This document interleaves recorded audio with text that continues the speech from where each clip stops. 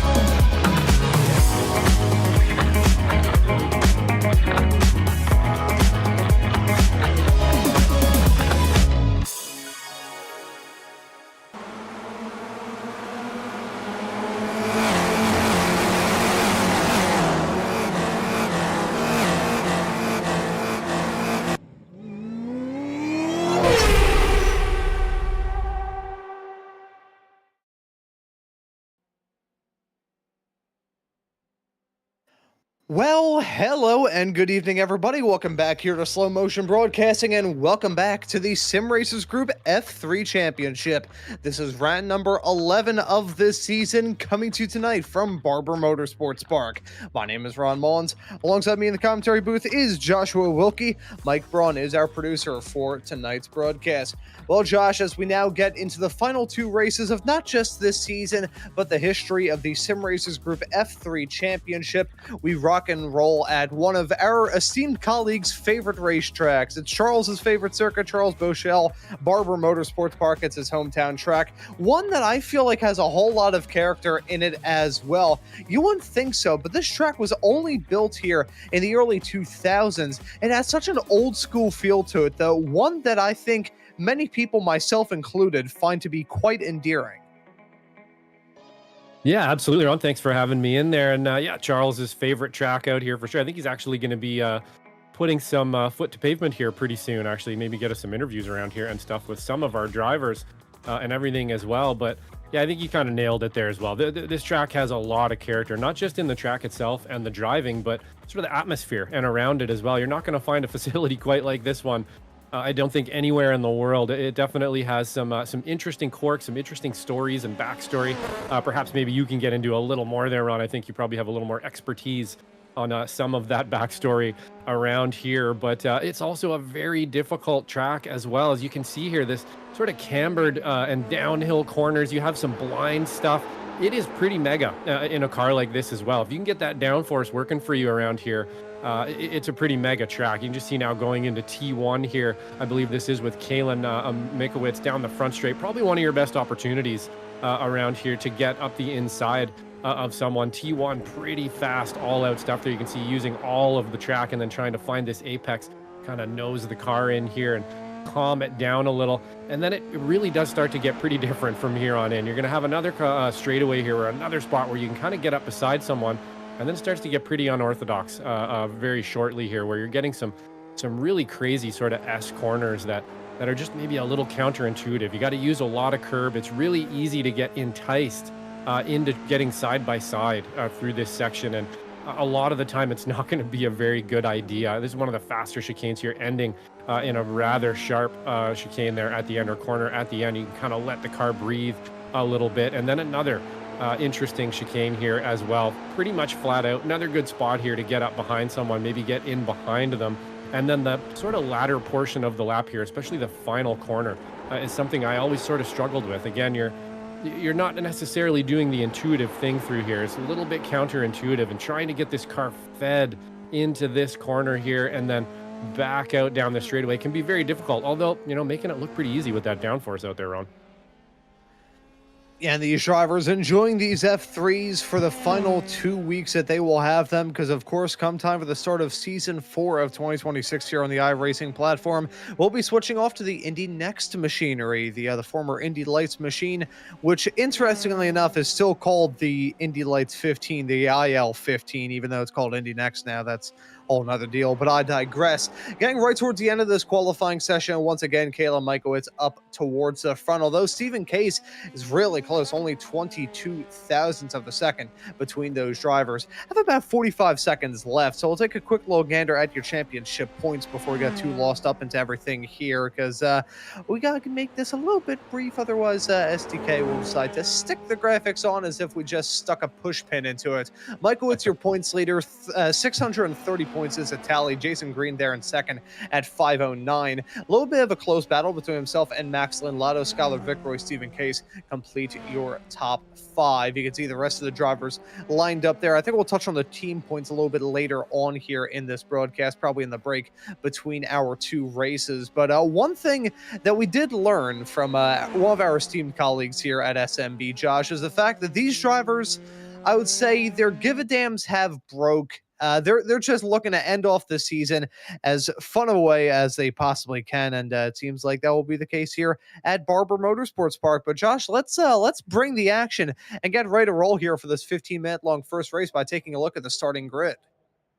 Yeah, and today's starting grid, of course, starting up with Kalen Mikowitz, our leader as well in the championship. Stephen Case just behind him. And then you'll find Isaac Gardner in 3rd place. Jason Green in 4th. Tabor Burns will be in 5th. James McDonald, our colleague here at Slow Motion Broadcasting, will be in 6th place. In 7th, you have Max Lotto. Josh Corwin in 8th place. Kenan Miller in 9th. 10th will be Adrian Lopez. And then looking from there, Tyrone Da Silva is in 11th. Jose Navas is in 12th. Jason Cotcher, the captain, will start this race in lucky spot P13. Next to Varun Bali in 14th. Michelle Lynn will be in P15. Alex Velasco will be in 16th. Bob Eggert in 17th. Kukaran Dillon will be there in P18. Diego Posada will be in 19th. Thomas Brashear rounds at your top 20 here in tonight's race there in that number 1 machine. I'll just about do it for the starting grid. I want to thank you all for tuning into the action tonight here on Slow Motion Broadcasting.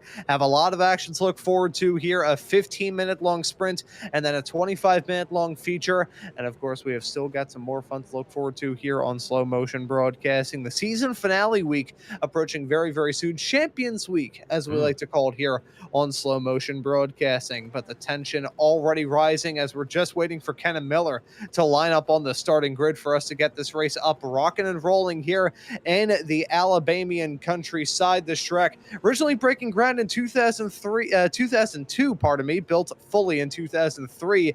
It's been the host of many, many open wheel races throughout the years. Of course, IndyCar has made this a regular home since the start of the 2000s, although they had used it for testing for quite a long time before then. But we've got a long time left in the show to give the history lesson. And meantime, let's see the live and the now. Waiting for the lights to turn off here at Barber Motorsports Park. The lights are out, the drivers are on their way, and we're racing here. Real wiggly start farther in the back. Driver's not getting off to a good start at all, but Stephen Case getting off to a flyer, trying to sweep around the outside and making a little bit of contact between himself and Kalen Michaelitz. Trouble all throughout the back of the pack. I believe Kukaran Dillon ran into trouble, but right now Kalen Michaelitz getting chewed up and spat out here. Actually going to run a little bit wide as he crests the hill.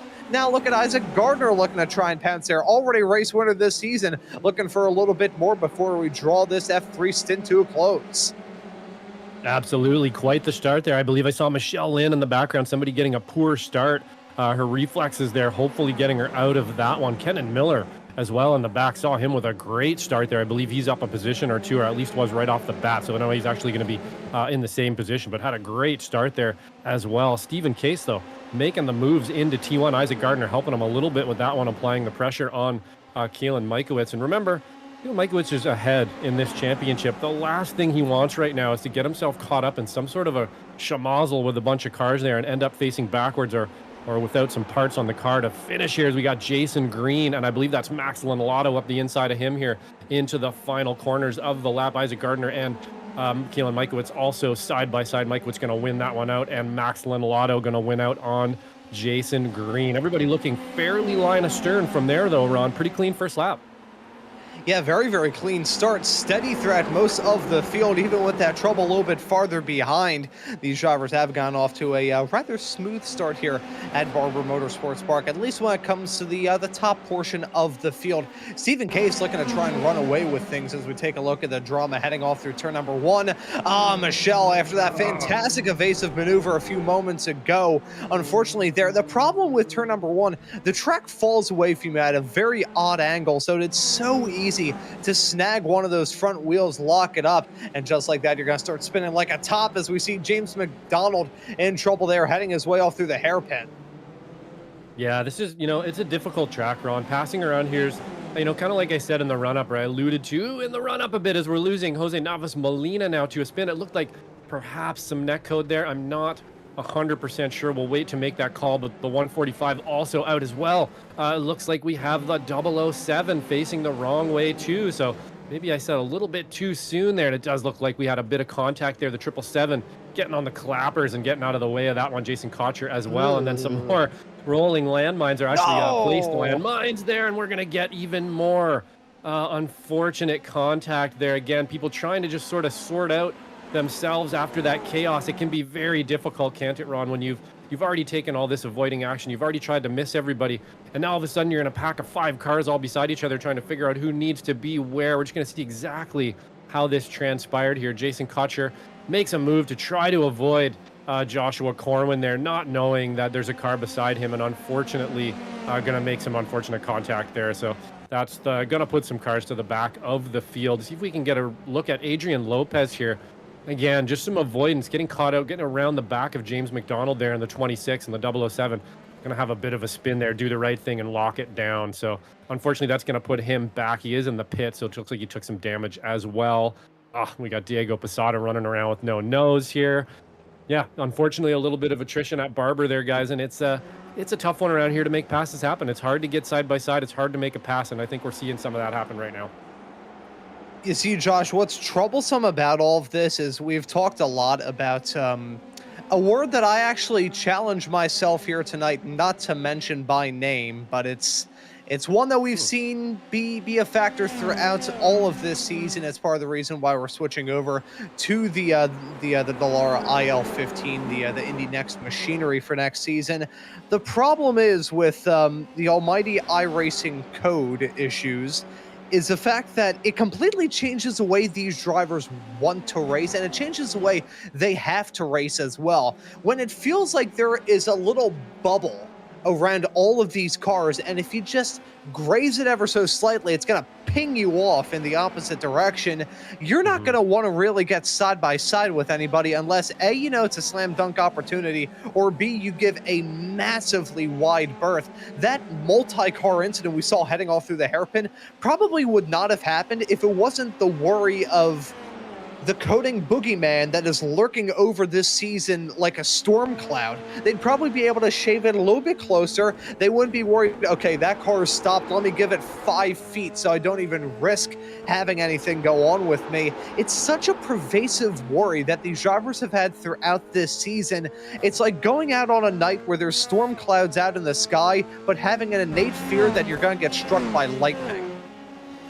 Yeah, absolutely. It is like there's something sort of lurking out there that you can't see, you can't feel, you can't touch. But when it decides to, it can completely ruin your day. And it is unfortunate, you know, that we have to continue mentioning it here. And we do have to mention it because it is something the drivers are dealing with out there. And of course, we want the viewers to know as well. No diss, you know, on the league itself or on iRacing. They put on an amazing service here, and there's going to be holes in it. This car aging a little bit now and moving on probably to or definitely to the next cars next season there is the move. But yeah, unfortunately, Ron, it is like that. You're out there, and we were talking about it a little bit with one of the drivers in our off time here, and it's just unfortunate because the drivers have done such a good job to get fast and get clean and race each other close. And now that they've made it to that sort of, you know, rarefied air, they can't really do it because they're, like you said, there's a bit of an invisible bubble around the car that you just don't really know when it's going to bite you. So that makes things difficult. And I think they're really going to be happy to be in the NXT car next season. And, you know, it is sad to say goodbye to these F3 cars. They are beautiful. They are really fun to drive. But of course, that one caveat being that, I mean, you just can't race really close. So after putting all that effort in, you know, you're kind of being almost punished for it. But back to the racing here, of course, our top three, still Stephen Case, Kalen Mikowitz, and Isaac Gardner. Traber Burns will be just behind them in fourth. Then you'll find Jason Green. These three drivers gapping fourth and fifth a little bit now, actually leaving them behind a little bit in the back. Isaac Gardner putting on a great racer. I don't see him in every race, but when he is around, he definitely has some pace. Yeah, Gardner has been very quick on occasion whenever he's gotten the opportunity to hop into this series. He has really flexed his muscles quite well, and we're seeing that once again here play out in tonight's race. Keeping an eye on him as he runs in that final podium spot. In fact, he holds the stat as the only driver throughout the entirety of this 20-car field to be running in the exact same spot that he started in. That is impressive in its own right, but one of the more impressive drives is the one we're seeing right now from 10th place runner Thomas Brashear in the number 1 machine. 10 spots gained since the drop of the green flag. Now, granted, a lot of that was just peeking his way through the smoke of some incidents going on around him, but the point still remains the same either way. That 10 spots to be gained here at Barber is no easy feat. This track has a bit of a mean streak. Yeah, it definitely does, Ron. 10 spots, even if there is some people there who ended up backwards or missing wings, is still going to be a pretty good achievement there. Some of those are on merit, I believe, as well. But, you know, he's in a position now, if he can hold on to this and keep it going here, as I may have almost said that a little too early. Four-wheel power slides through one of the final corners here. He's going to hold on to that one, but lose a little bit of time to Varun Bali behind him now. Is going to be putting some pressure on him. But, you know, these are those moments kind of when you find yourself in a good position. Really what you want to do is just kind of relax. You know, I wouldn't be fighting positions too hard. You've made up 10. You don't want to lose 10, you know, holding on to the position too hard with both hands and teeth perhaps. But, you know, I think he's probably got a pretty good flow here. So as long as he doesn't get, you know, his shoulders out too much with Varun Bali here, he won't lose too many positions and he should be able to hold on to it. Michelle Lynn lurking in the background there as well. Got away with that one from the pits, I believe. I don't know if she went in or not. Maybe she didn't because she is still up here. So she was able to get away with some of that. But yeah, unfortunately, a bit of attrition there in the beginning, forcing some people back and benefiting others. And, you know, I will say now as we get into the second half of this race, I say this a lot, the matter of these drivers skating around the track like a declawed cat attempting to climb up an igloo, which, side note, first time I ever said that on the air, it was with Mike as my co-commentator and Adam, our old pal Mr. Thompson, there in the production truck, and I nearly heard that man have a hernia laughing so hard, but that's besides the point. I will say, the point that I am trying to make here, as we see Isaac Gardner run into trouble, clobbers the side of Traber Burns and gets hit by Jason Green. Disaster breaking out as we head our way through turn number 2. Gardner trying to back up in a huff, but disaster breaking out there, and Traber Burns with a meatball flag. So too with Gardner, who's just going to call it a night, I believe. Let's see. You can see just absolutely no grip as he headed his way through turn number 1, and disaster strikes in more ways than one. But the point I was going to make before that incident happened, which actually kind of underscores my point quite a lot, track conditions are downright terrible right now. 87 degrees Fahrenheit is the ambient temperature, but the track temp is 123 degrees. Whoa. That is close to, I think that's a medium steak. Wow. That is disgusting. Yeah, we're almost in food safe territory there for sure. You could almost keep some soup warm or something like that all evening and serve it off the track here. But unfortunately, you can see Isaac Gardner there, obviously not doing anything like that on purpose, trying desperately to get out of the way. Just kind of overcooked that one a little bit, ended up out in the grass, and then what we call a lazy spin. And it's not because the driver is lazy, but because the car just looks like it just looks lazy. It looks like it's just and there's nothing you can do about it. You can see him actually react very quickly to that, but the car's momentum's already going that way, and that's going to be it. Jason Green being one of the victims in that one. Really nothing he could do about that. Having a pretty good race today, up in 5th place there too. Now is going to put him way back in the pack here for that pit stop. Looks like he's going to get a quick fast repair there and jump back out, but that is going to put him way behind. Stephen Case out front, 1.1 seconds from Kalen Mikowitz. I would imagine Mikowitz in the back there, not worrying too much about struggling really hard to catch up here. The last thing you want to do when you're leading the championship is end up with a big donut at the end, meaning 0 points.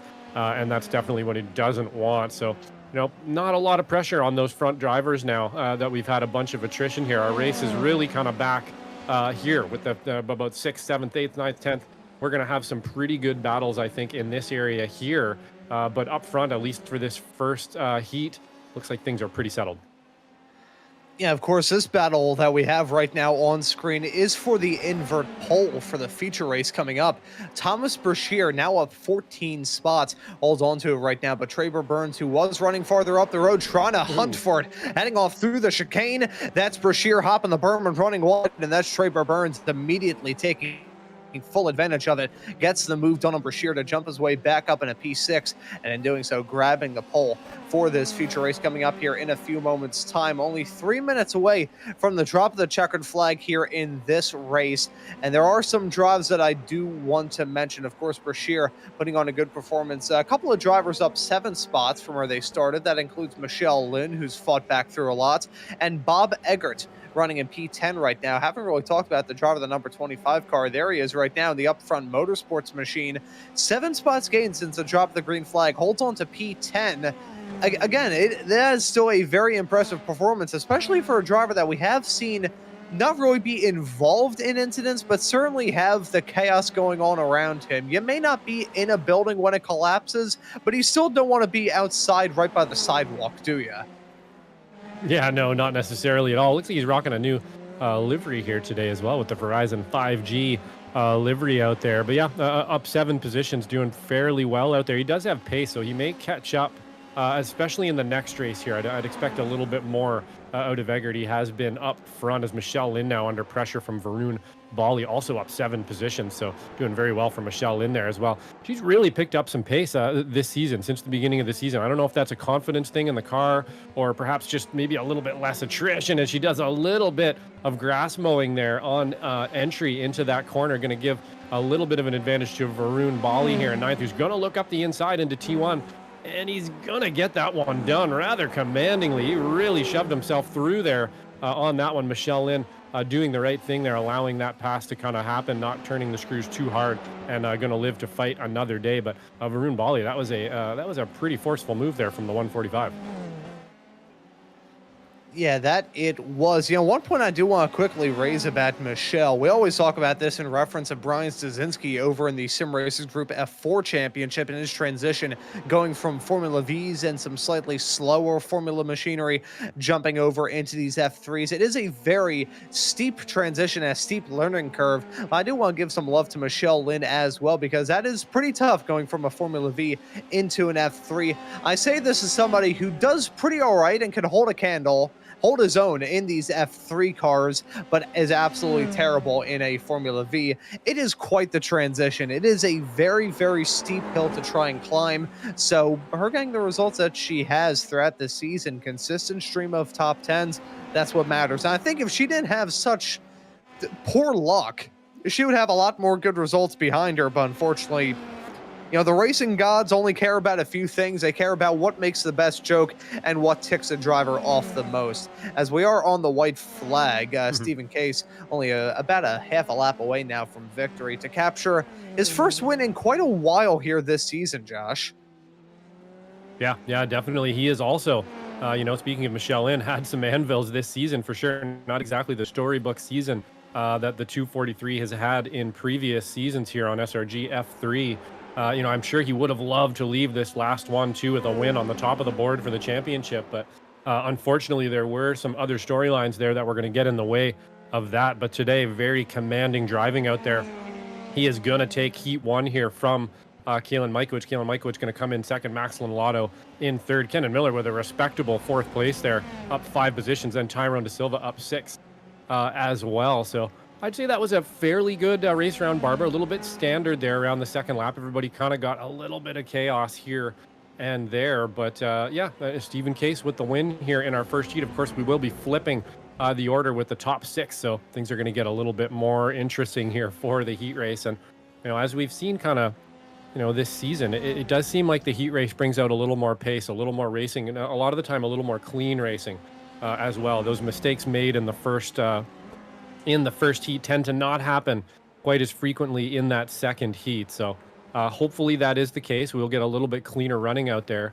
And, but again, it does throw a bit of a wrench in the gears when you flip the order, and there's going to be some faster drivers trying to find their way forward, which always keeps things pretty interesting around here. So another respectable finish there for Adrian Lopez as well, finishing back where he started in 10th place. So good effort there. Thomas Brashear also up 9. To end up in 11th place. Jason Cotcher finding some anvils there in the 422 is going to be down 2 positions in 15th on your screen right now. Joshua Corwin as well.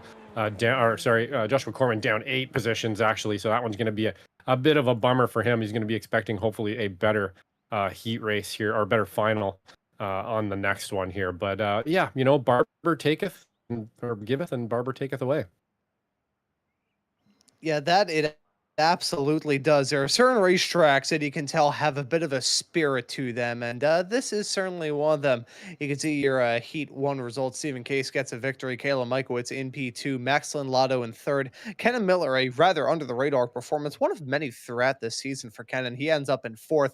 Tyrone De Silva in P5. Traber Burns in 6th. Michelle Lynn in 7th. Jason Green in 8th. Varun Bali in 9th. Adrian Lopez rounds out your top 10 with Thomas Brashear, Bob Eggert, Alex Velasco, James McDonald, Jason Cotcher, Joshua Corwin, Kukaran Dillon, Jose Navas Molina there in all the way through 18th with Diego Posada and Isaac Gardner completing your pack here in race number 1 of the night.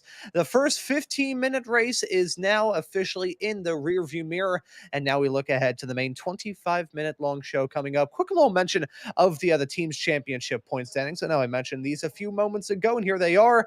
It is Monster Energy up on top right now. 899 points is the tally for them. Sky Ken Milroy, again, through just military consistency between Kenan Miller and Skylar Vickroy, holding on to P2, and with 55 points as a margin. I'm not sure if that can be usurped in the final few races of this season, but it would still be interesting to see them either way. Dole Dime Racing, that stable of Jason Green and Michelle Lynn, they're in P3, Team Casada in 4th, the Magnets in P5, MM Motorsports in 6th, the Captain the Grandpa in P7, Team SJ Local in P8, CT Eggshear is in 9th, Al du Velasco will be in P10. I sound more and more French every single time I say that. The Art Merchants is in 11th, with absent graduates running out your top 12. We have a little bit of SRG team news that we'll bring up here in a few moments' time. But in the meantime, before we head off into this main show, we do want to thank the sponsor of these broadcasts throughout this season, that being Dillon Motorsports and Tire.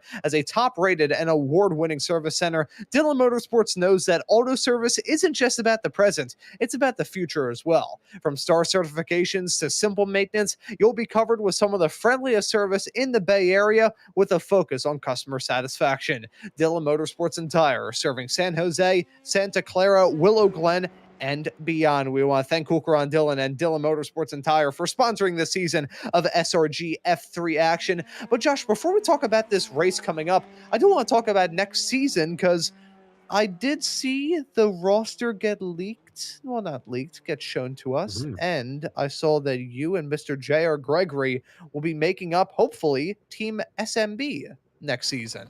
That is hopefully going to be the case. Yes, really looking forward to jumping in some open wheel machinery here. It will be my first open wheel league that I've ever been a part of. I've done a lot of open wheel driving on the service and stuff. My I rating has gone up and down on there, but I'm really looking forward to next season. And I think it's such a great idea to get in the NXT cars. I decided, hey, I think I'm going to have to do this too. So I've commissioned delivery with TW3 Paints. My buddy there at TW3, Mr. Wendt, is actually, as we speak, dealing me one out right now. Actually, he's shown me a couple versions of it, and it is looking pretty awesome. I'll share it with you guys when I do have a chance to do that. But yeah, really looking forward to getting in there. And actually, that's news to me that they put us on a team. He did ask me the other day, hey, what about a team? And I was like, oh, I don't really know. I don't really. I know the guys out here, but we're not super close or anything. But I forgot JR is going to be in there too. So it looks like me and JR will form up for team slow motion broadcasting. And honestly, I couldn't be happier about that. Yeah, of course, JR, our colleague here on SMB. And man, a lot of people don't really know about this here over on the SMB side of things. But for a while, it was the dream team of JR, yourself, Josh, and I on the Radical Official Series broadcasts. Unfortunately, they ended up switching networks about a year and a half ago now. I commentated on those for quite some time, and JR has eventually taken my slot on those broadcasts over the iRacing channel. That was where we all cut our teeth. That was the first ever show that I did way back in March of 2023. It was on the end of my week. I picked it on a Friday because I was done with my high school classes around about that point in time, and Friday was my lightest day. So I just picked those, started doing them, and now 3.5 years later, I can now officially, legally drink and legally rent a car, which I don't do both of those at the exact same time. That both sounds like a pretty expensive bill and probably a pretty extensive jail sentence, but we'll swiftly and abruptly move on. Checkered flag at now here in warm-up, and Josh, we now switch our attention into this 25-minute long feature, one that I feel like may get a little bit wild compared to what we saw last there in the 15-minute long sprint. Yeah, well, hopefully we don't see any attrition, but wild in the sense that we get some good passing and good racing. And I have noticed, through this season here, that the second race does tend to be a little bit cleaner and less chaotic. But Traber Burns will be leading us into T1 with the pole position. Tyrone De Silva in second, Kenan Miller third, Max Lotto fourth, Kalen Mikowitz will be fifth, Stephen Case will be sixth, Michelle Lynn in seventh. In eighth, we have Jason Green, Varun Bali will be in ninth, and Adrian Lopez in 10th place. And looking down the rest of your pack, Thomas Brashear will be in 11th. Bob Eggert there is in 12th.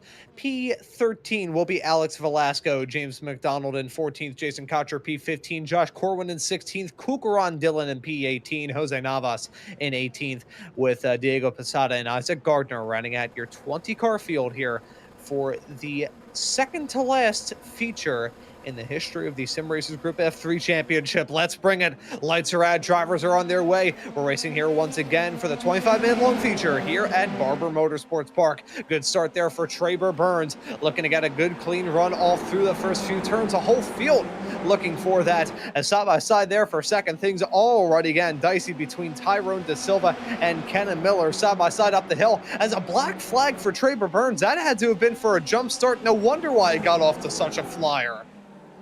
Yeah, I was just thinking in my head there because I always kind of look my eyes sort of back into the field a little bit to see if I can see those starts. And it looked like such an amazingly even start for everybody except for the 541 there, who kind of took off, and we're going to get some netcode again. That was some pretty egregious netcode I just caught with my little eye there for the 480. We'll have to go back and have a look at that, but I believe that was some netcode there, getting close to each other, but not close enough that it should have pushed him off the road like that, I don't think. So that's going to be a little bit unfortunate for Tyrone here. We'll just wind it back closely, and yeah, you're going to see that that push there. It's almost like they made contact but made no contact, and he's just going to blow up into the wall. So unfortunately, Tyrone De Silva definitely going to be looking at this one in his rearview mirror, wishing that you know, maybe he didn't even show up today for that one. But we will be moving on, of course, to the next cars next season. Won't be seeing any more of that. Traber Burns up front though with that black flag.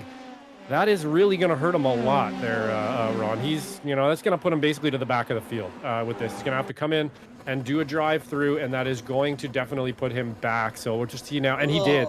So he actually jumped a little bit in the beginning there, and then he got a very even start actually with everybody else. But you know how easy it is, and I know you know, Ron, and our producer Mike as well. Those starts aren't as easy as they seem. You know, all you really have to do is hold down the clutch, rev it up, and then let it out at the right time. But it's just hard to do sometimes. If I had a buck for every single time I jump to start, just like he did there by letting off that clutch a little bit early, or just not putting enough pressure in it or something, it's really easy to do. So unfortunately, Traber Burns here is going to try to kind of leg it, I think, a little bit until he absolutely has to pit. But that's going to put him way back here as Max Lotto now putting a ton of pressure on Stephen Case. Yeah, and keeping our eye on this battle here for third as the drivers head their way through the back end of the race circuit.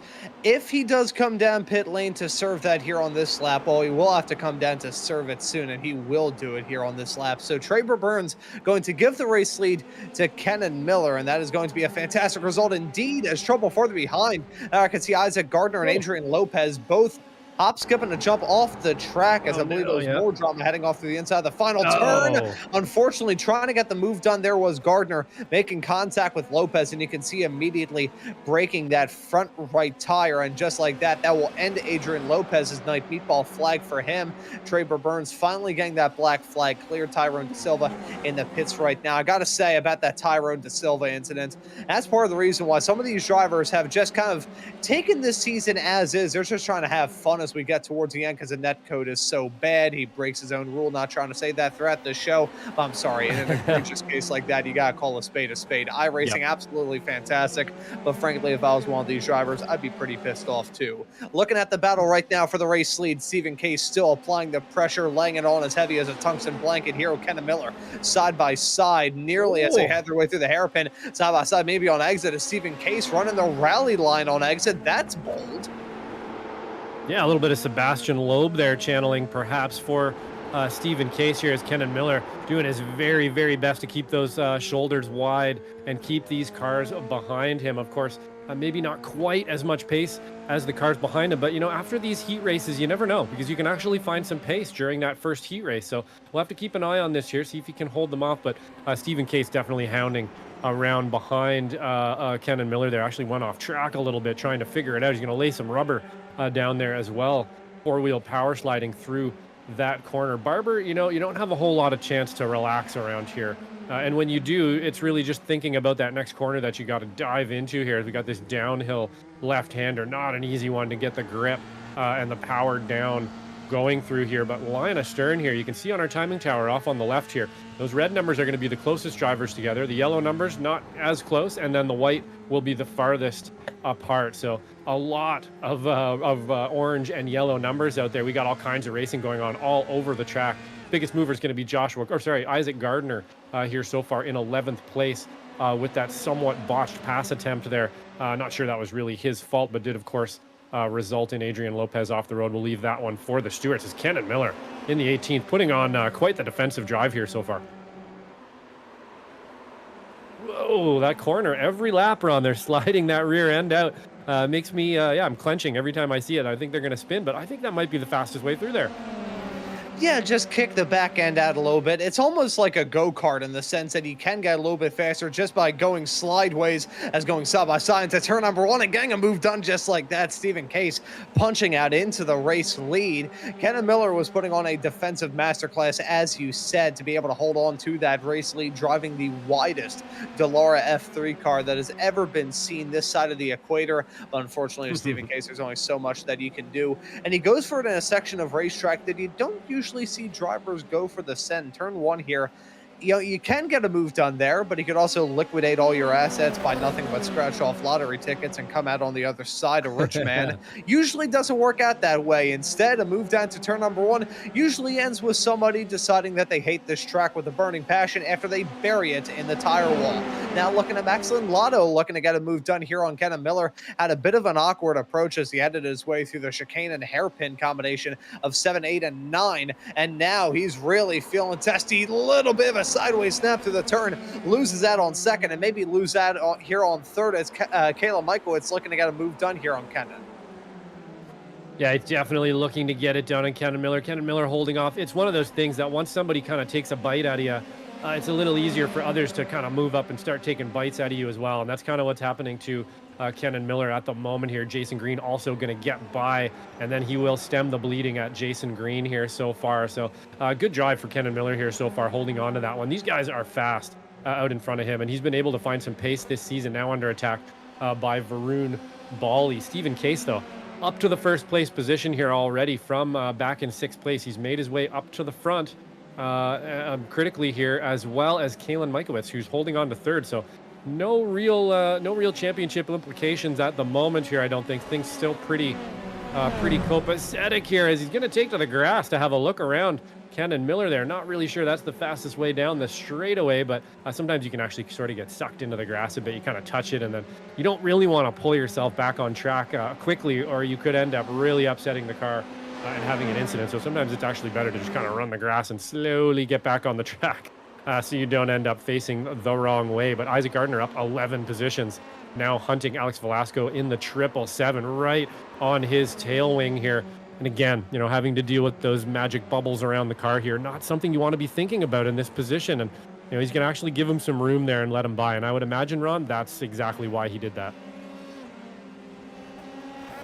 Yeah, some smart driving we're seeing from these competitors out there on circuit. Here in these F3s, there's already a lot to try and juggle with. You've got the net code, which has been a consistent problem. You've got a lot of different quirks and features with this car. And because of that, you have to run a very different kind of race than what we'll probably see next season with the Indy Next machinery. As we take a look at potential trouble here, we saw Jason Cotcher with some front wing damage, and that's how he picked it up. Side by side, going disastrous with himself and Jose Navas.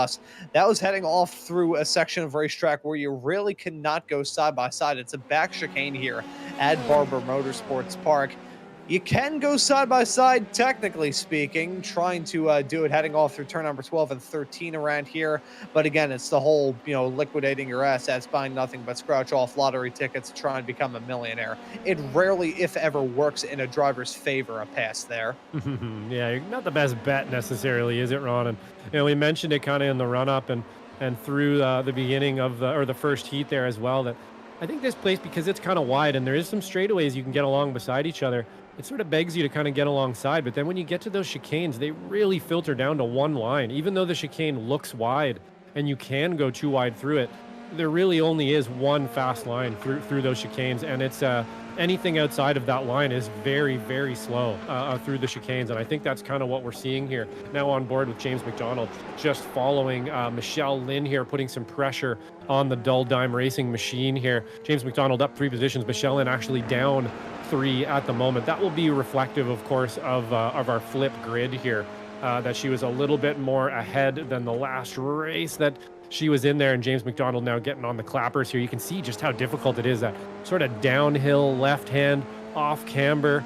This track really does throw all kinds of character at you, doesn't it, Ron? And the surface itself too has always felt just a little bit, I don't know if it's actually abrasive or not, but it's always felt a little bit slippery to me. And I've only been around here really in an SRF, which is a very different machine to be driving around than one of these cars, but it was an FF as well. I drove around here, had some fun in it. I found the FF almost a little easier to drive around here because you can really, that car isn't stable. It wants to turn, or it wants to snap on you and stuff. And that's kind of what you want here. You want the car to be able to turn really well in these corners. But, the F3 car here that we're going to be saying goodbye to pretty soon has a lot of downforce, and not something I'm used to around Barber. But pretty cool to watch it happen here. Some of these drivers able to lock it down so well and get these corners down. You mentioned the abrasive surface here, or however it may be.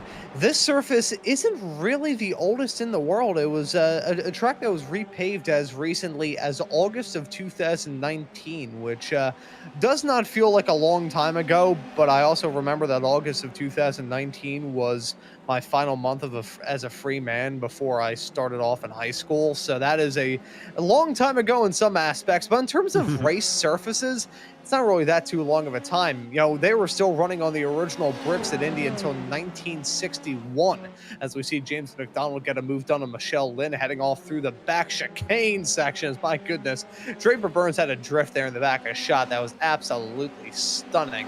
He is running that 541 car like a madman here in this race, and it's very, very entertaining to see. This track, in terms of the history that it's had, it's a bit of an odd one to pin down, because for the most part, it kind of started off as a track kind of like New Jersey Motorsports Park in a sense, or one of those just like motorsports country clubs. That's basically how it started in a sense. Didn't really see any major racing come here until the 2010s. They ended up widening the track by a lane, and that's what brought IndyCar races here. Of course, all of their corresponding junior categories. And then we saw this track finally explode into the racing world. But even today, despite the fact that it still maintains its IndyCar date, don't see a whole lot of racing here. As a little bit of racing heading into the hairpin, nothing major going on there. Gardner looking for it, not able to make it work. This track is just a befuddling one, both in terms of the layout, definitely the artwork. Everybody remembers the Georgina incident from a couple of years ago. This is it's an interesting place, as I think I just saw Georgina there under the bridge. Yeah, you do catch a sight of her every once in a while. That somewhat horrifying footage of her falling onto the track that one time there was was a little bit odd for sure. But again, it just sort of breathes the character of this place, and it really is. There isn't really a facility like this anywhere. You'll find giant iron spiders and buffaloes and all kinds of things all over the track. A giant steel man holding a bridge up there. There's some pretty interesting stuff around this track. Yeah, no, the spider's not my favorite.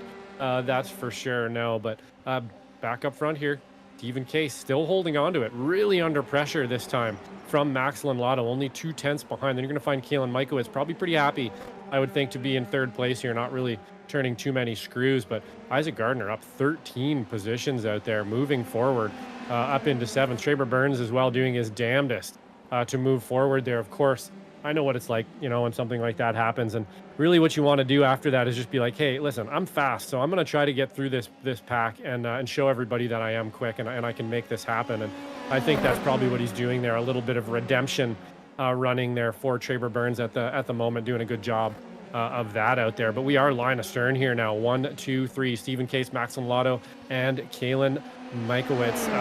Also Jason Green actually in fourth place, just lurking behind there. I was imagine salivating over this fighting in front of him, because he's going to be able to be part of this show pretty soon.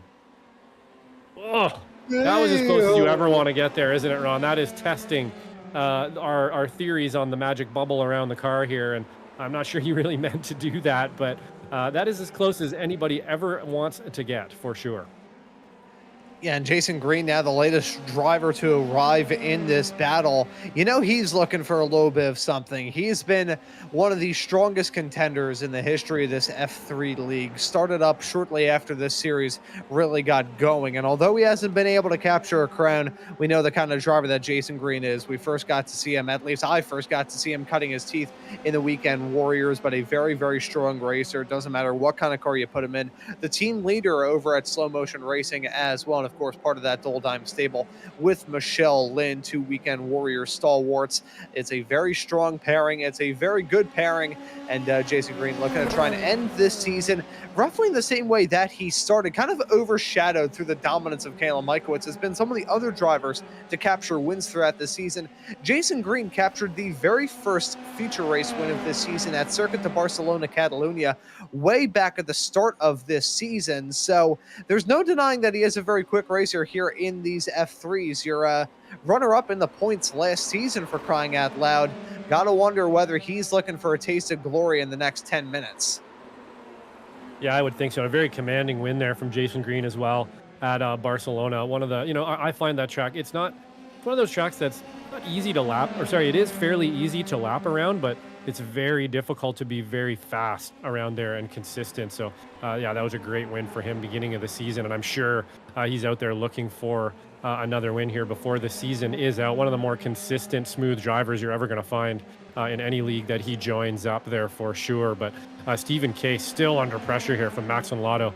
Kalen Mikowicz just behind them, and Jason Green biding his time here as he does, waiting perhaps for a mistake, waiting for some blood in the water to attack. The last thing you want to do after as much attrition that JG has seen this season is get into it again and have another one this late in the race. So I would imagine he's going to kind of hold on to it here and look forward and see what he can't monopolize on if something does happen to happen in front of him.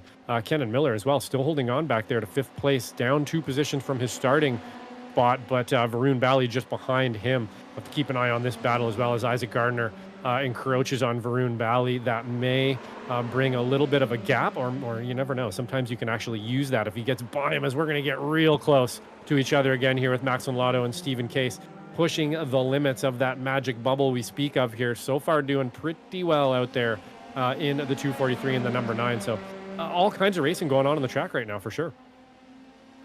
Yeah, it is epic battling that we've got, especially here at the front of the pack. You think about the drivers that we have here in this fight, and you know, it's some of the best racers that we have had here so far throughout this season, as we keep our eye on Jason Green holding on to this spot right now, trying to see what he can do from 4th. Already 4 spots gained since the drop of the green flag. Kalen Mikowicz and Max Lotto both up 2. Stephen Case up 5. It's been a very strong start for these racers. It's been a very strong season for them altogether. Max Lotto thought about going for it on Stephen Case as he added his way off through this back chicane, but it's still pretty tense. Take a look at those track conditions. They still have not improved. They are still quite brutal. 123 was a high during the first race. We're still at 122 though, which is not exactly cool as a polar bear's feet. No, not at all. That's going to be one of the higher track. Oh, as we see, I believe that was Max Lotto there taking a bit of liberties on the track. Kalen Mikowicz going to monopolize on that one. We've seen that a couple times tonight, haven't we, Ron? It's really easy to kind of get on the clappers a little too late or maybe a little too hard. Get deep in that corner, touch the grass, and then, you know, you're kind of just at the whim at that point. You're either going to spin it or really got to slow down. And that's kind of what happened to Max Lotto there, overshooting that corner a little bit. And Mikowicz going to take advantage of that one, but still looking here at the front 5 cars now kind of packing up a little bit there. We're losing actually Kenan Miller. He is actually losing this pack a little bit. Varun Bali and Isaac Gardner still battling it out back there as well. Has not been able to get by Varun Bali quite yet. You can also see Joshua Corwin just kind of lurking in the background there as well. So if things get a little bit too spicy here, he could be part of this battle pretty soon as well. Then you're going to find Traber Burns, Alex Velasco, and James McDonald down in 11th. Michelle Lynn in 12th, down 5 positions as well. Up front here, though, pressure now from Kalen Mikowicz on Stephen Case. Will he decide to try and make this move, or will he just be happy with 2nd? I have a feeling he's going to do it, Ron. I think he's going to go for it. He's got a big enough lead here and stuff that, you know, as long as he's not facing, I think he could probably even get a big donut on this one, and he'll still be leading the championship. Don't quote me on that. I'm not great with numbers, but I would imagine that he's got a pretty good lead at this point, and he's going to be able to hold on to this one. But we shall see. You definitely don't want to swipe your nose off for no reason this late in the season, do you, Ron? Oh, absolutely not. As unfortunately, I believe that may have been what just happened to Varun Bali. He's sinking down the running order. On the subject of Kalen Mikowicz and the points battles, we see the moment there for Varun Bali spinning up over the crest of the hill, heading out of turn number 13, and just trying to get this spun back around without T-boning another car or having another car T-bone him. Thankfully, I believe he rejoined without any further incident, but that will still sting either way. In terms of the championship fight, there really isn't one, at least up at the front. Kalen Mikowicz simply just needs a bodily temperature roughly in the 90s and probably a number 2 pencil, and he's your champion. There is really no getting around that. But I do still want to mention the strength of this top 4 that we have got in your field right now between Stephen Case, Kalen Mikowicz, Max Lotto, and Jason Green. They combined for all but 2 wins so far here this season. And that's not just a matter of the feature races. That's not just a matter of the sprints. That's all of them put together. 21 races so far this season. They have won 19 of them. They've also grabbed every single pole so far here this season. Max Lotto had 4 in a row heading into this race. Kayla Michowicz finally breaks that trend. If it wasn't for Michowicz grabbing the pole at the Hungaroring, it may have potentially been 6 in a row for Max Lotto. We've really seen that driver, the number 9 car, come into his own here this season. I think just so far here in this campaign, the driver that we have right now behind that number 9 machine is a little bit different than the one that we had at the start, and very much so different than the one who started off his journey in the Sim Racers group quite a few seasons ago over in the F4s. Yeah, absolutely, Ron. And some great points there for sure. We have watched these drivers mature and, for lack of a better way to put it, actually looking now, just break my point there for a moment. Stephen Case got some damage on that rear wing, so it doesn't look like it's going to hurt him too much, but of course, Aero being very sensitive on these cars here, it is probably going to slow him down a little bit, doing a good job to hold on to it at the moment. But yeah, just to back up your point there, Ron, we've seen these drivers mature so much, and what I like to call, or what our good friend Tom Gorman likes to call, embracing the race. You would see, a few seasons ago, almost looked like panicked driving at times, where some, I got to get by this person, wah, and you're diving, and people diving all over the place.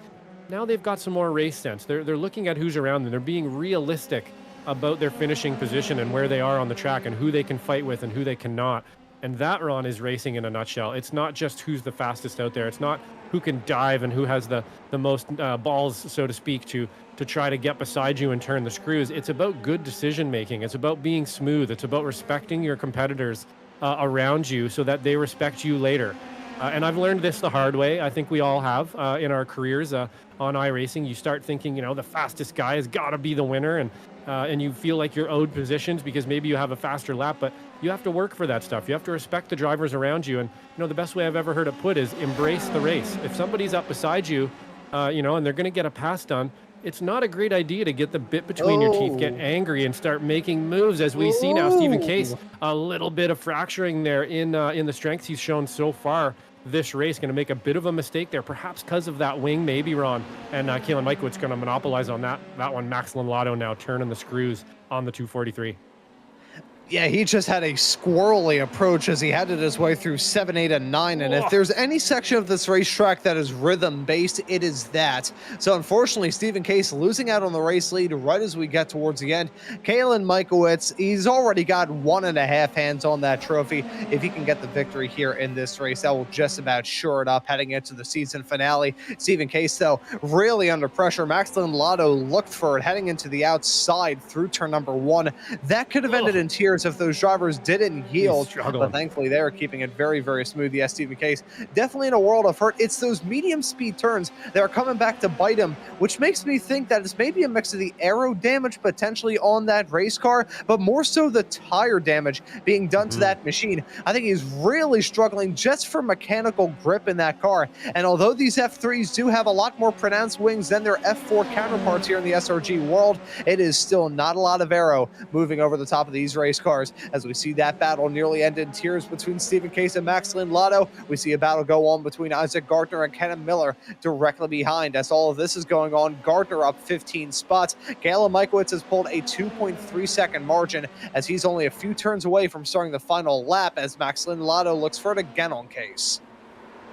Yeah, Isaac Gardner up 15 positions now. Definitely had the pace today for sure. Just looking for that consistency out there, perhaps lacking a little bit. Again, just because, I don't think he's had enough time in the machine, or as much time as some of the other drivers had this season in this machine. Clearly has the pace out there, but Stephen Case definitely struggling. And I think you're right, Ron. That little bit of aero damage is translating itself down to those tires. It's sort of like, I use that analogy all the time. It's kind of like biting your cheek, and it swells up a bit, and then it's just hard not to bite it over and over again. And that aero that's not on those tires now, not that invisible force pushing the car down into the ground, is going to make the car a bit looser, and looser is going to make the tires hotter, going to make the tires slick, and then they're going to start to slide around a little bit. But he is fighting very hard right now to hold on to this position, holding this pack of cars up and doing a pretty spectacular job of it. We are on white flag now, though. Kayla Michowicz leading this one. Stephen Case doing his very, very best to keep this pack of hounds behind him here. Not going to be easy. Max Lotto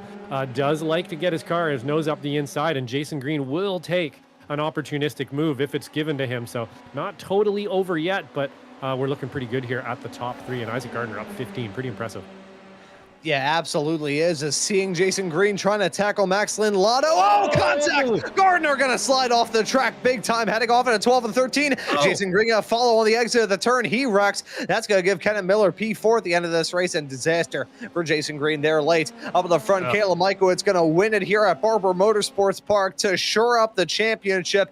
Kayla Michael's gonna win it here at Barber. Stephen Case comes home in a surprising P2, considering that car looked about as stable as Jello on top of a washing machine throughout this event. Max Lotto comes home in 3rd. Kenneth Miller there in P4. Josh Corwin walks away with a P5. Isaac Gardner ends up all the way down there in P6, right behind Traber Burns, and Jason Green going to drop down to 8th there at the very end. We're gonna have to reel that back to see the kind of yoinky spelunky maneuver that happened between those two. Gardner tried to lick the stamp and send it to keep the momentum rocking through that turn. But unfortunately, in the process of that, he nearly sent his car rolling, as it nearly went that way for Jason Green as well. That could have been such a worse collision than it already was. It was bad enough, but thankfully it wasn't a complete nightmare. Let's take a look at here from Gardner's perspective. Yeah, just tried to keep the momentum rolling too much, and unlike the net code that we've seen a lot, one pervasive issue that is kind of throughout all of the cars on iRacing, Josh, is front to rear contact just spinning a car around as if the back end is covered with Crisco or something.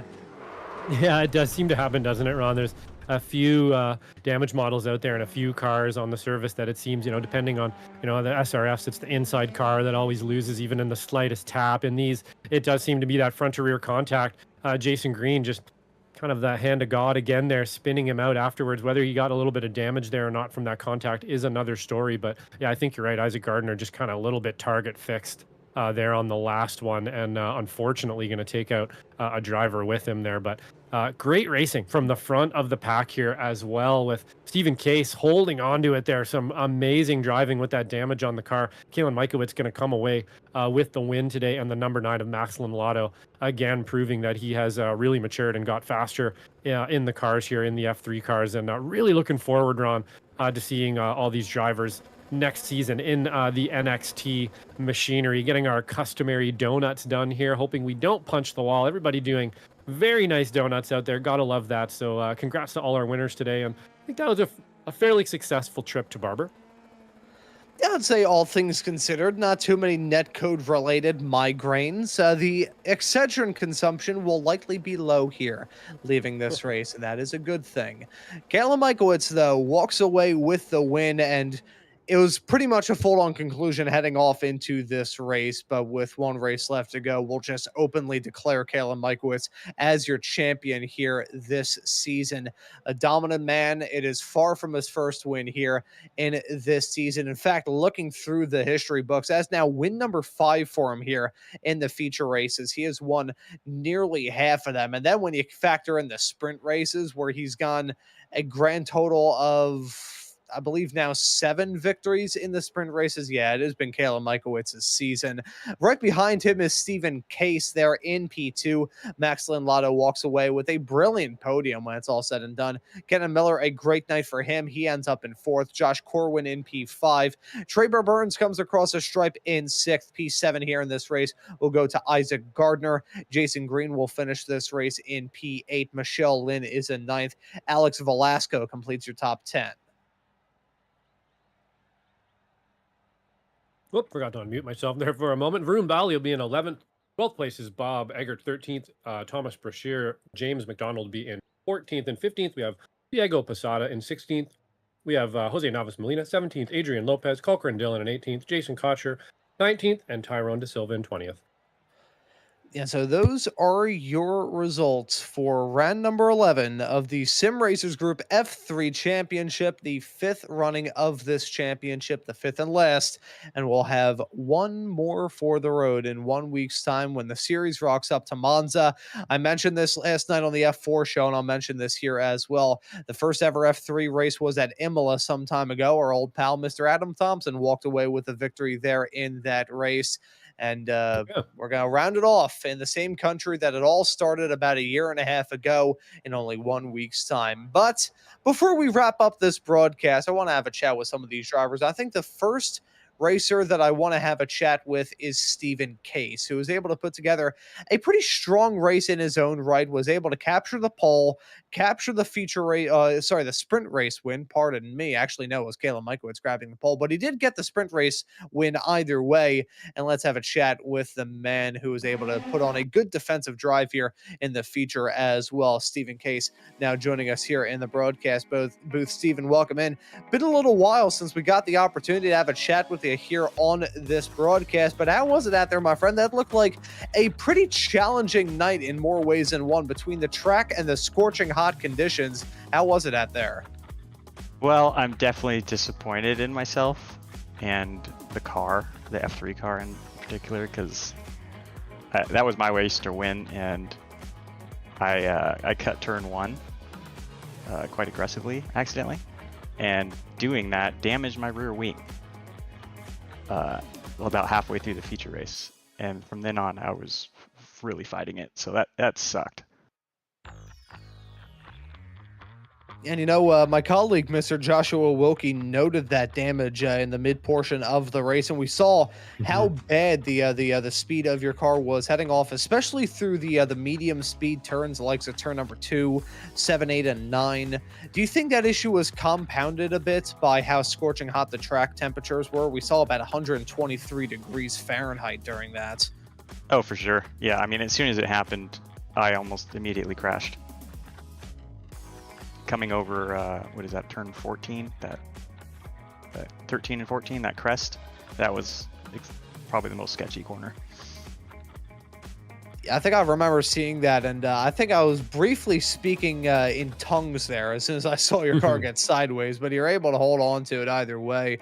I do want to ask you about the final race of the season, not really the thoughts heading in there, but just more so the event as a whole. The final race with these F3 cars, they're not really getting the send-off that I think they deserve, because this car is really good, but unfortunately the netcode has kind of killed it this season. But I feel like it's almost got to feel bittersweet in a way, rounding off this season and this time of the F3 car next time out.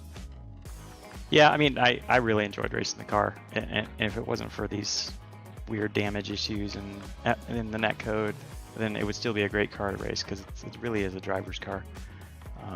And that's something that NXT, it's got a lot more electronics, and it's got the push to pass to help. But it's definitely more of a straight line car. I like the way the F3 really flows through the corners, and it's all about keeping minimum speed up. The NXT kind of loses that, so that's a bummer. But I think it'll be better overall.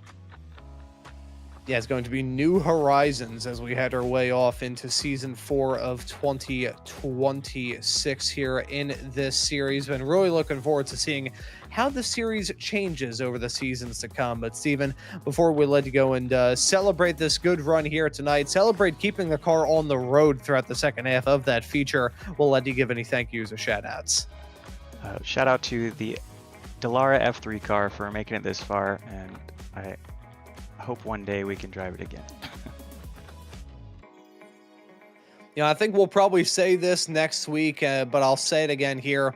It's a farewell, but it's not a goodbye to one of the best cars to drive around here on iRacing. Steven, thank you for joining us here in the booth. Well done on the other win in that sprint race earlier on, and we will see you out there on the racetrack for one final hurrah in these F3 cars at Maunz next week.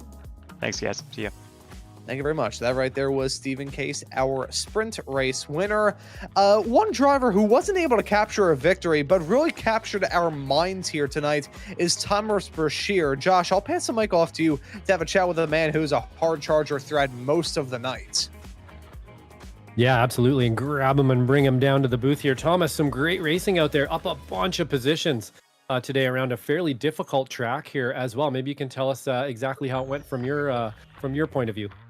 I was a little bit of chaos, a little bit of not. I think in the heat there was one came around the turn 1, 2, like 5-ish, where there was just a bunch of cars everywhere. But other than that, it was fun. Everyone was being respectful. The track is amazing. I love the flow of it, but if you mess up once, you're kind of screwed. Yeah, absolutely. You know, we were mentioning a little bit of that around here as well, where it is one of those sort of flowy tracks. If you get side by side and you kind of get hung out to dry, somebody takes a bite of you, it's really easy for 3 or 4 more cars to take a bite out of you as well. And we did see a little bit of that, as well as a little bit of attrition, as you're mentioning as well. But you're able to stay clean and stay out of it. We are headed, I believe, next round. Is it Monza that we're headed to next round? Let me just quadruple check here. Yes, it is going to be Monza next time out. Not always the easiest prospect in the world, especially into T1. Are you looking forward to that one, or is that one that's kind of on the bucket list for you? It is on the bucket list. I'm excited. I always enjoy Monza, but I'm always gonna record T1 just for the fun of it, because you see on the internet all the classic Monza T1s and iRacing. So seeing it in the league, it's a lot tamer than a public race, but it's always funny to see chaos. Yeah, for sure. The league race is really, really showing how things work around leagues rather than the officials, where it kind of just seems like everybody trying to get to the apex of T1 first every single time instead of just kind of waiting for it. So I'm expecting you guys here, guys and gals at SRG F3, will make that one look easy for us next week. But before we let you go here, Thomas, is there anybody you'd like to thank? I'd like to thank you guys. You guys are doing a hell of a job. I watch your guys' replays on YouTube all the time, especially for F4 and F3 and some of the other leagues you guys cast. So giving you guys a shout out for the day. Excellent job. Awesome. Thanks a lot, Thomas. We love doing this stuff too. And our producer, Mike, there in the booth, big thanks to him for all the pictures and stuff today as well. So thanks for the kind words, man. And we'll catch you on the next one in Monza. Have a good week. You as well. Bye-bye. And that right there was Thomas Brashear with some very kind words there. I'll tell you what, I think Mike has probably had to enroll in some therapy just based on some of the stuff that's come out of my mouth over the past few weeks here in this championship. Let's have a quick little chat here with Joshua, as Mike says, a few weeks. I think the first ever show that I had, I started talking about falling anvils. It's just gotten worse over the years. It's actually a good little advertisement, like a public service make a t-shirt about that for lead poisoning. I ate too many lead paint chips as a child, and here we are. Let's have a chat with Josh Corwin here. I want to ask him about this race. Josh, welcome into the broadcast booth. Well done on some good runs here in the night. It was a pretty tough race there. Really scorching hot track temperatures, and a track that really isn't the most forgiving in the world. How was it out there? I had a lot of fun. This is my first time at this track. I bought it just for this event, and I had a lot of fun. I wish I would have been closer to the front to kind of battle for a podium, but got tangled up with McDonald lap 2 of the sprint, and then just had to work my way back up from 14th.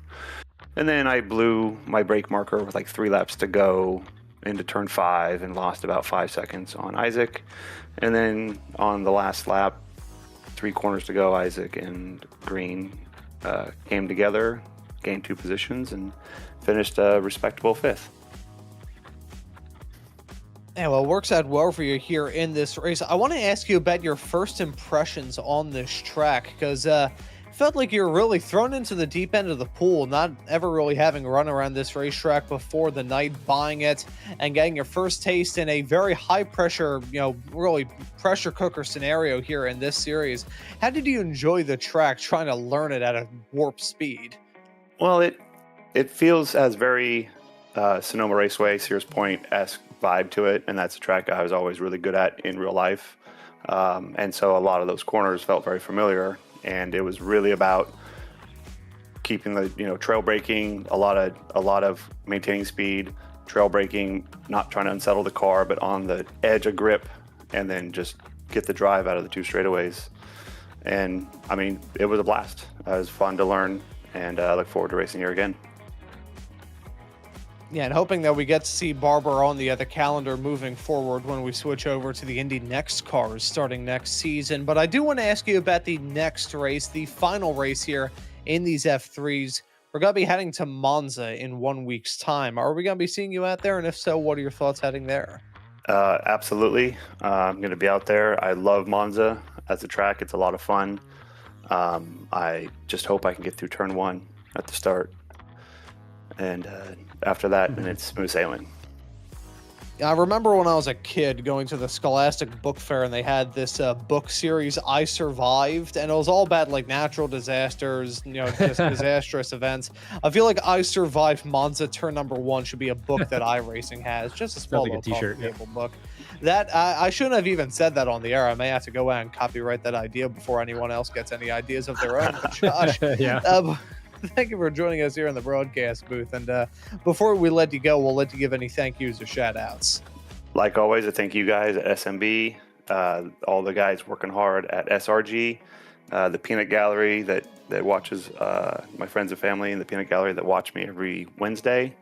And on to Monza.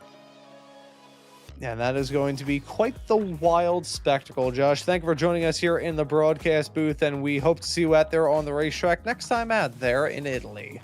Absolutely. Thank you very much. Awesome. That right there was Josh Corwin joining us here in the broadcast booth. Josh, I'll let you have a chat with one of your employees here at Slow Motion Broadcasting and our esteemed colleague over on the F4 show here in SRG, that being Mr. James McDonald. Yeah, how's it going, James? Looks like a long time no talk there last night on the F4 show together there. But hey, you're out in the F3 cars having some fun around Barber. How was it, man? Oh man, Barber is one of my favorite courses in iRacing. It might be my favorite course in iRacing. The problem is that I haven't set foot in my rig for a month.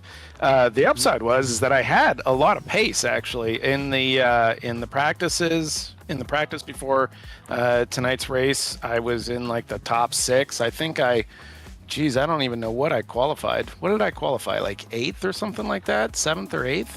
Somewhere in there. Putting you on the spot here, something like that. It was pretty good. I felt really good about it. I got involved in an unfortunate incident in the heat. Max locked him up in front of me, and I sort of made an evasive move that took me right into Corwin. And there was like 3 or 4 unrelated incidents all in that same turn on lap 2 that was just a crime. It's just the worst, right? And unfortunately in the first race. Yeah, good qualifying. It was. I had good pace. I felt really good in the car, honestly. But after that heat race incident, I went to the back of the pack, and so I started the feature. My car was all broken, by the way, in the heat race. Like, I didn't have to go into the pit, but I could not run in the straights. And so cars were catching me, and it looked like I didn't know what I was doing, but my wheels were broken. So I didn't pit, which maybe I should have just pit, but when you don't have to in such a short race, you really don't want to. So I started in the back of the pack, and I ended up working my way up to 10th with Velasquez. And I was running with Velasquez the whole race, and I just kept getting more and more frustrated. He and I have a bit of a history on the track, and I got cut off, I think, a few times by him, and it just really, really got into my head. And then I finally had a really good look where I pulled even with him going down a straight, and I blew the uphill at the end. Where there's that sausage curb. I hit the sausage curb and I unsettled the car and I hit the back of him. So that one is on me. So frustrating though. Like, it is truly the thing with racing that kind of stuff can get in your head and it affects your performance. It really does. But the good news is, the good news is this: we're going to the NXT. The NXT has got to push to pass. Everything will be fixed. I'm convinced of it. When you want to get by a guy, you're going to get by a guy. That's all I have to say for the night. There you go, Mike. Yeah, it was a difficult one out there for sure. And I think it is going to improve things a little bit around there for sure. Really easy to do, actually, James. We saw it a couple times tonight where somebody kind of just oversped into the corner a little bit. It's easy to do around Barber to get side by side like that. However, We are off to Monza next round. What do you think about that one? T1 at Monza. I love Monza, but unfortunately, I'm not going to be able to race it because of my schedule. I go back into the cycle of Wednesdays where I work, and it's unfortunate the way that works. But also, at the very tail end of the race, I got into an incident with Braun. I just looked at the replay. It was like 1.5 foot of netcode.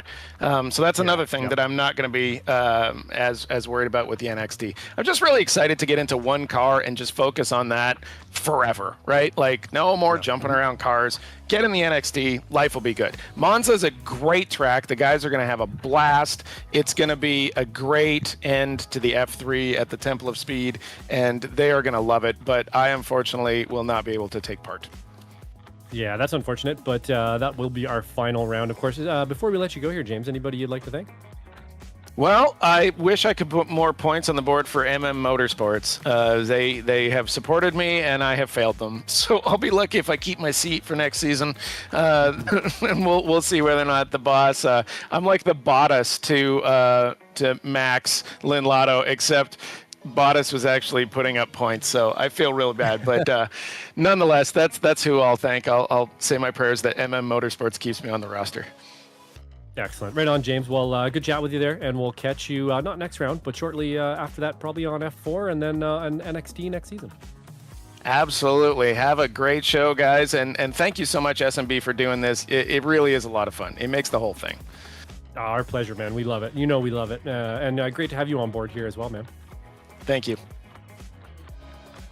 And that right there is James McDonald, somebody who has been befuddled having to deal with my antics over on F4s on Tuesday nights here on SMB. But I think I'm just going to quickly have a little... I think we're a little bit too tight on time. I was going to drag Isaac Gardner into have a little chat. We'll have a quick little chat with him. Screw it, why not? We'll keep it quick. Isaac Gardner joining us here in the broadcast booth. Isaac, welcome in. How was that race here at Barber? That looked quite stressful. Yeah, it was a bit messy. Starting last definitely wasn't ideal. We were looking at like top 3 pace. We were purple in the feature, but unfortunately, when you start last, you have to make your way through the field. And I might have made some clumsy moves, and I apologize to anybody's races I ruined. I looked back at the replay and realized that, maybe there was some stuff that I could have done differently to prevent those incidents, but it is what it is, and we'll try and learn from it, improve for next time. Yeah, and this is a really tough racetrack to try and nail down, so it's very easy to have small little moments like that go down throughout one of these races. We do have Monza in 1 week's time, rounding off these this stint here in the F3 cars before we say goodbye to them and a warm hello to the Indy Next machinery. Are we going to see you out there on the racetrack there in the Italian countryside in 1 week's time? If so, what are your thoughts heading there?